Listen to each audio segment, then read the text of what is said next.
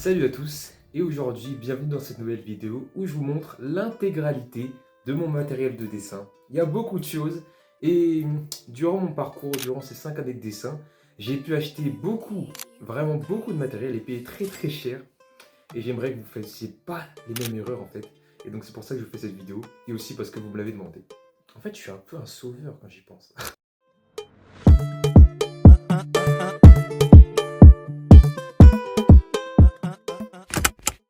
Bon, voilà ce qu'on va faire. Vu que j'ai beaucoup de matériel, je vais vous présenter pour chaque catégorie, feutre, crayon de couleur, etc.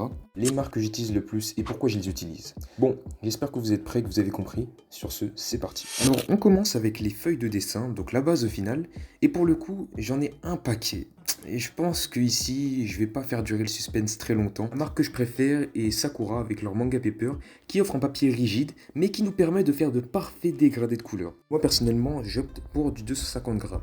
Bon, c'est pas le seul, mais j'aime bien aussi le fait de la possibilité d'être à la fois incarné avec des feuilles détachables super facilement.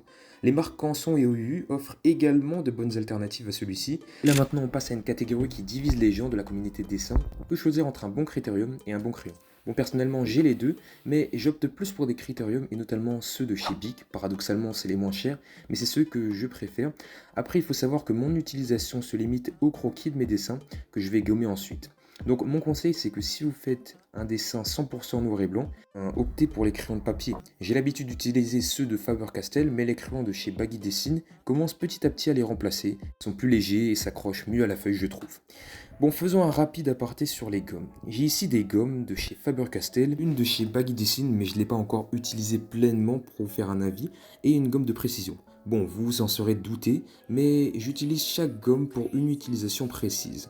La gomme de précision, elle me permet de gommer les petits détails. La gomme normale, noire de chez Faber-Castell, me permet de gommer sans les petits résidus de gomme là qui énervent. Et la gomme mid-pain, elle me sert à quoi?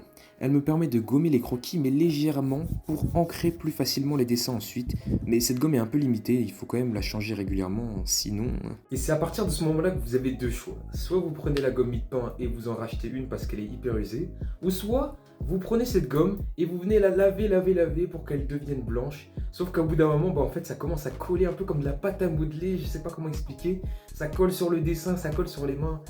Et ça fait n'importe quoi au final. Bref, on passe à l'ancrage et ici je distingue trois grandes catégories. Les liners de chez OUU, ceux de chez Sakura et ceux de chez Faber-Castell. Bon, ici ça se joue vraiment à des détails parce que j'utilise régulièrement les trois pour mes dessins, mais pour moi la prise en main des Sakura Micron me fait pencher un peu plus de leur côté, d'autant plus qu'ils sont les spécialistes dans cette catégorie-là. A noter que j'ai également des liners fins blancs pour les reflets de mes dessins comme vous pouvez le voir ici, et des liners de couleur pour faire des dessins avec plus de texture comme par exemple le feu ou l'eau ou les fonds de mes dessins. Après j'ai aussi de l'encre de Chine mais je l'ai utilisé que une ou deux fois donc ça reste très minoritaire et honnêtement j'aime pas vraiment ça. Maintenant on va faire un rapide point sur mes crayons. Donc j'ai deux boîtes, les Faber-Castell et les Prismacolor. Maintenant comme je vous l'ai dit je les utilise pas vraiment souvent, mais honnêtement mes préférés ça reste ceux de la marque américaine avec des couleurs plus pétantes et un crayon plus gras, parfait pour mon style de dessin au final. Je sais pas si c'est que moi, mais mes crayons se cassent au bout de 1-2 ans, ça fait peut-être 3 ans que je les ai, et j'ai l'impression qu'il y a une date de péremption. À partir de 2 ans, ça y est, ils se cassent en 1000 morceaux. Parce que je vais utiliser un crayon vert comme ça une fois, et je vais commencer à me retrouver, parce que je les utilise pas souvent, avec ça. Et donc je trouve des crayons qui ont des petites tailles, des grandes tailles, et je les utilise pas, alors c'est vraiment abusé. S'il y a un problème, ils ont un problème avec moi je pense. Bon, avant de passer au feutre, je vous présente rapidement tous les Posca que j'ai et au final j'en ai vraiment beaucoup. Je pense que vous les connaissez tous, c'est des super feutres pour commencer dans le dessin ou plus particulièrement pour moi dans mon utilisation dans le custom. Le seul gros point noir reste leur coût vraiment exorbitant. C'est 3 à 4 euros pour chaque feutre. Ça reste assez cher pour de la peinture. Maintenant, il y a d'autres alternatives mais je trouve qu'elles ne sont pas au niveau des Posca. Après, si vous avez le temps, je vous conseille aussi vivement la peinture, donc ça soit acrylique, avec moi la marque Angelus. Pas s'attarder sur elle, mais c'est une très bonne marque pour les customs qui tiennent, ou de l'aquarelle, qui coûte bien moins cher et qui permettent de faire de beaux dessins ou de superbes customisations pour l'acrylique, une fois que vous maîtrisez assez bien le truc. Bon, c'est bien sympa tout ça, mais je pense que vous voulez savoir quels sont mes feutres préférés. Donc on va aller droit au but. J'ai 4 grandes catégories de feutres. Et en premier, les Twin Markers ou les feutres pas chers, cheap. En deuxième, on a les Pro Markers. En troisième, on a les graffités et pour finir les OUU.